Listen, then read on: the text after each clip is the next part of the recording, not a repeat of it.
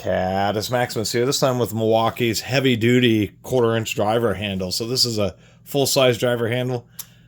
Comes with these 6 inches. These are actually technically 3.5-inch bits, quarter-inch driver handle.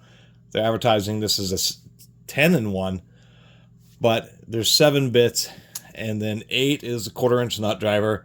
9 is this little hole, which is for bending solid gauge, particularly 16 gauge solid core wire used in residential construction, and a little wire stripper. So kind of geared towards electricians. Comes with these 3-inch bits, so it kind of gives you the normal overall 6-inch length. It's like a standard size screwdriver.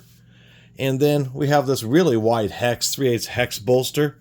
I also appreciate that the end of this is actually just a bit thicker, since it actually makes it a little bit more heavy duty. I mean, particularly if you're using like the larger slot head, uses friction to hold the bits. It's actually quite a bit of friction, surprisingly enough. And there's an O-ring somewhere in here and another one down here. So technically you could stack a couple of 2-inch long bits in the handle, but this is so thick and it actually takes in bits quite deeply.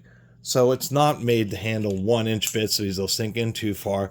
But if you do use this as a bit of a pry bar or as a prying tool, it might be a little bit more likely to hold up. I have a whole bunch of these quarter-inch drivers, and I stuffed them in a toolbox somewhere where I don't know where they're at.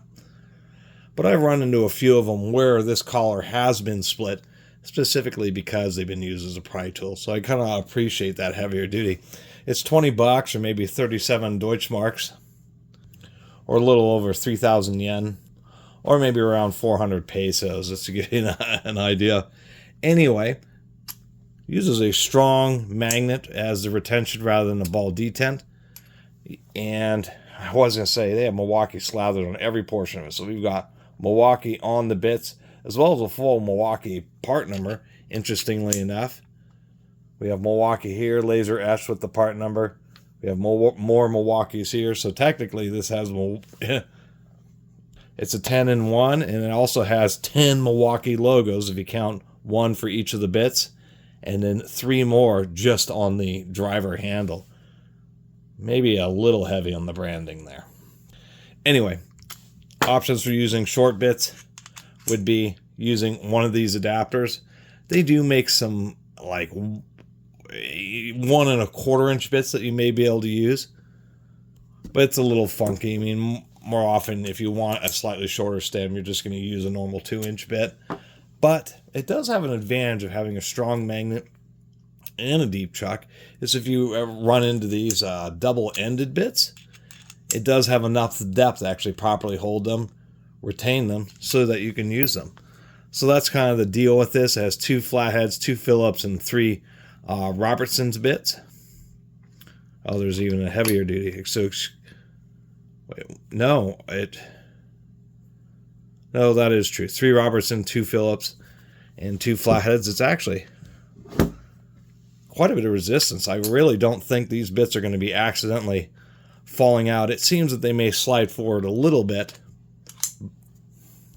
but they're not falling out of the driver. And maybe that's kind of the idea, is maybe since you have these wide grooves, is to do something where you can even back them out. I can't do it with that bit there.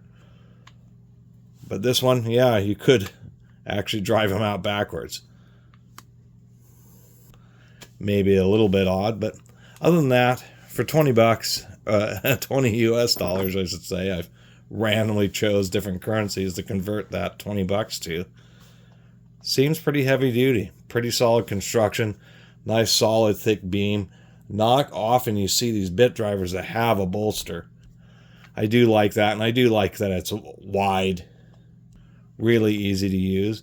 And they include a little wire stripper and a little thing to make U-shaped loops and wires so you can attach them to screw terminals on outlets and that type of stuff. They include the bits with chrome plating.